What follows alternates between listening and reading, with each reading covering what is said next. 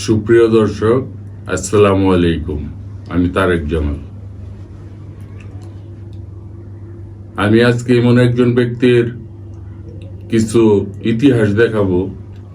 আপনারা সবাই তাকে চিনেন, যদিও আমাদের মুসলিম ধর্মের না, কিন্তু সকল ধর্মের লোককে তিনি সম্মান করে চলেন। তিনি আর কেউ নন, বিএনপির স্থায়ী কমিটির অন্যতম সদস্য এবং ঢাকা ৩ দক্ষিণ কেরানীগঞ্জ থেকে তিনি বিএনপির জাতীয় সংসদ সদস্য প্রার্থী হয়েছেন। তিনি আমাদের প্রিয় দাদা বাবু গয়েশ্বর চন্দ্র রায়। তার ইতিহাস অনেক, দিনের দিন বললেও শেষ হবে না। আমি এখন একটু সামান্য তার ইতিহাস দেখাই, তারপরে আমি পর্যায়ক্রমে দেখানোর চেষ্টা করব এবং আপনারা যদি সাপোর্ট দেন অবশ্যই আস্তে আস্তে অনেকের ইতিহাস দেখাতে চেষ্টা করব। আর দেরি নয়, আসুন আমরা দাদার কিছুটা ইতিহাস দেখি। চলুন। ১৯৫১ সালের ১ নভেম্বর ঢাকার কেরানীগঞ্জে জন্ম নেওয়া গয়েশ্বরচন্দ্র রায় বাংলাদেশের রাজনীতিতে এক সাহসী, স্পষ্টভাষী ও অটল ব্যক্তিত্ব। বাঙালি হিন্দু পরিবারে বড় হওয়ায় নেতার পিতা জ্ঞানেন্দ্রচন্দ্র রায় এবং মাতা সুমতি রায়, যাদের কাছ থেকে তিনি পেয়েছিলেন নীতি, নৈতিকতা এবং মানুষের পক্ষে দাঁড়ানোর শিক্ষা। ছাত্রজীবন থেকে তিনি যুক্ত ছিলেন আন্দোলন, গণতন্ত্র চর্চা এবং অধিকার আদায়ের সংগ্রামে। দেশের রাজনৈতিক পরিস্থিতি বদলে যাওয়ার সময় তিনি গড়ে তোলেন নিজের আদর্শ জাতীয়তাবাদী রাজনীতির ভিত্তির ওপর।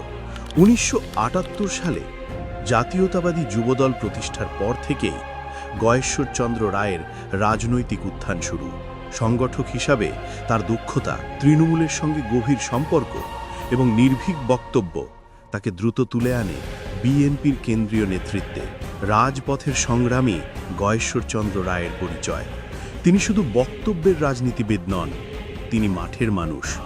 জনগণের ভোটাধিকার, গণতন্ত্রের অধিকার বা রাষ্ট্রীয় অন্যায়ের বিরুদ্ধে যখনই রাজপথ উত্তাল হয়েছে, তিনি ছিলেন সামনের সারিতে।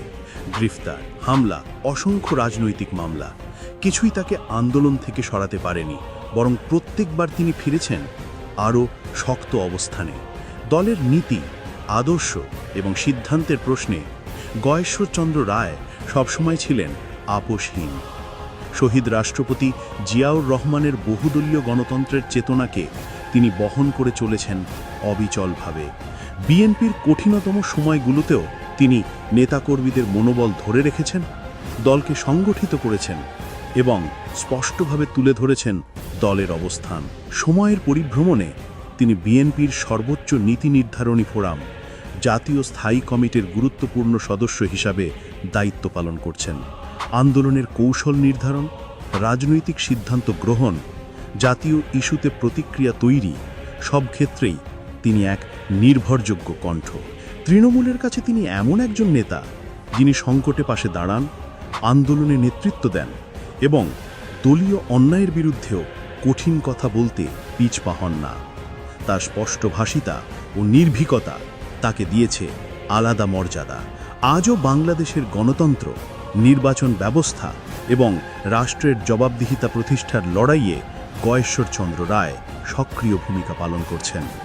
তিনি বিশ্বাস করেন, গণতন্ত্রই দেশের ভবিষ্যৎকে শক্ত ভিত্তি দেবে।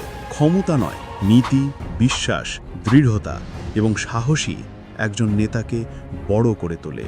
গয়েশ্বরচন্দ্র রায় সেই নেতৃত্বের প্রতিচ্ছবি, একজন নীতিনিষ্ঠ সংগ্রামী, যার কণ্ঠ থামে না, যার পদক্ষেপ পিছিয়ে যায় না এবং যিনি বহু বছর ধরে বাংলাদেশের গণতন্ত্রের রাজপথে অটল, অবিচল ও অনড় থাকার প্রতীক।